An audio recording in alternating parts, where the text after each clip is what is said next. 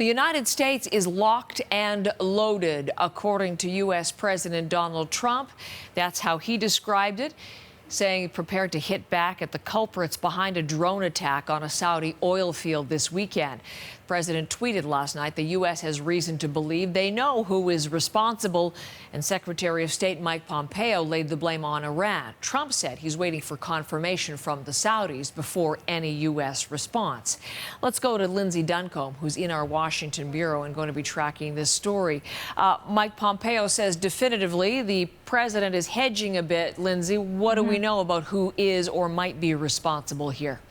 Well, the Houthis have taken responsibility. They say it was their attack. The Houthis are the Iran-backed rebel group engaged in a long-time war against Saudi-backed forces in Yemen. But the United States has said that looking at the evidence, it does not appear as though this is an attack that the Houthis could have done because of its size and because of where the United States officials say it appears as though the attack came from. Over the weekend, the U.S. released these satellite photographs, and they say it shows the direction of the attack was from Iran or Iraq, not from Yemen. So that's the evidence that the Americans are given, and it was after those pictures were released that the president said that this was a warning, really, that the U.S. is locked and loaded.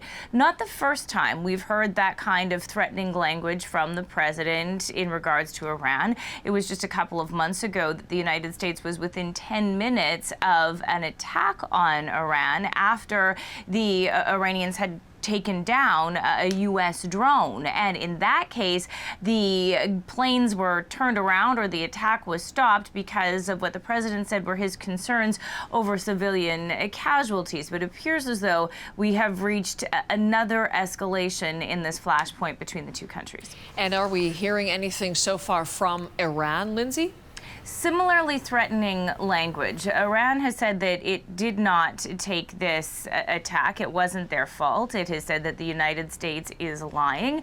And over the weekend, Iranian officials warned that there are U.S. bases and aircraft carriers that are within the range of Iran's missiles.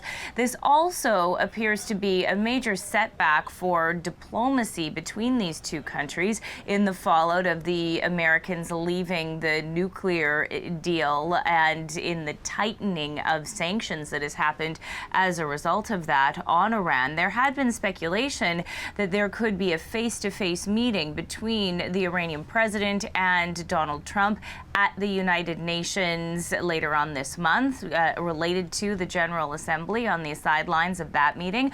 Well, this morning, as a result of this back and forth and the accusations from the United States, Iran has said that that meeting will not happen. Thank you very much, Lindsay.